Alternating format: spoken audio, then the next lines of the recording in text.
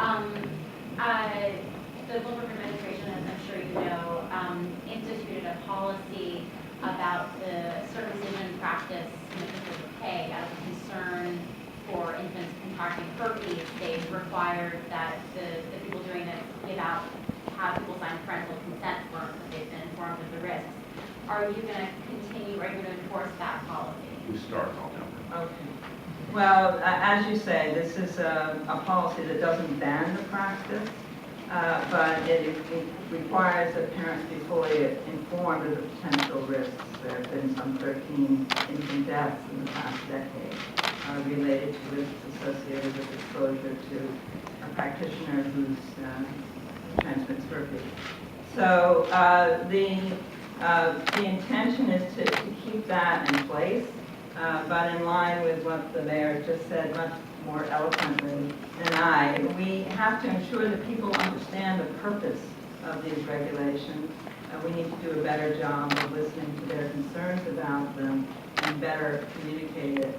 Mr. Mayor, would you like to add? And I want to clarify that we've obviously talked about this issue a lot in the last year.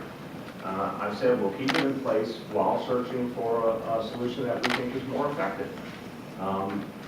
I think it's evident that because there hasn't been the kind of dialogue necessary to get to common ground on this issue, that we can do a better job coming up with an approach that I think is much more effective at protecting the lives of our children. The fundamental priority here is protecting children's lives.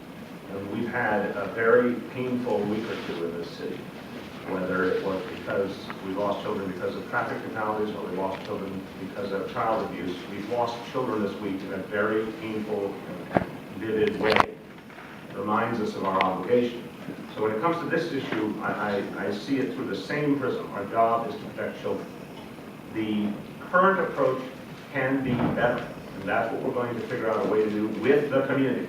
Totally consistent with what I said a few moments ago, with the community.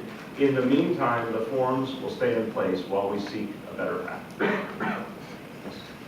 Rich. Mr. Mayor, if there's an agreement on the core goals and objectives, tactics, or No, again, there's a core objectives, but we believe there's a better way to achieve them and make them more effective in the long term. Is it accurate then to say that you would have a kinder, gentler approach? You're trying to use a George H.W. Bush construct here? You're the first person to try to apply that to me, Rich. Well, Scott does it a lot, but a lot of times Scott will start a conversation and say, you know, you just reminded me of George Herbert Walker Bush and what you said the other day.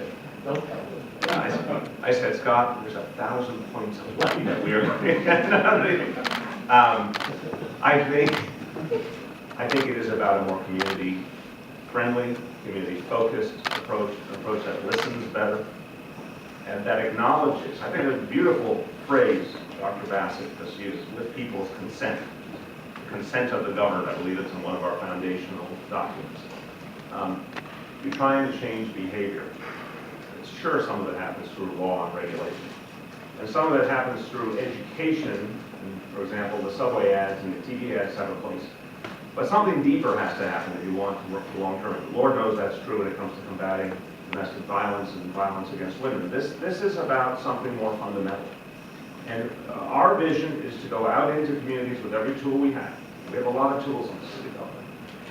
And change the discussion on the ground and really engage people in it. And that means they have a right to say, you know what, your policy could be better if you did this.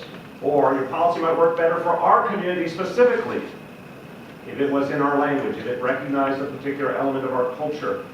There's a lot of things we need to do, but we're going to do it from the grassroots up. I think that's going to be the profound difference in the approach.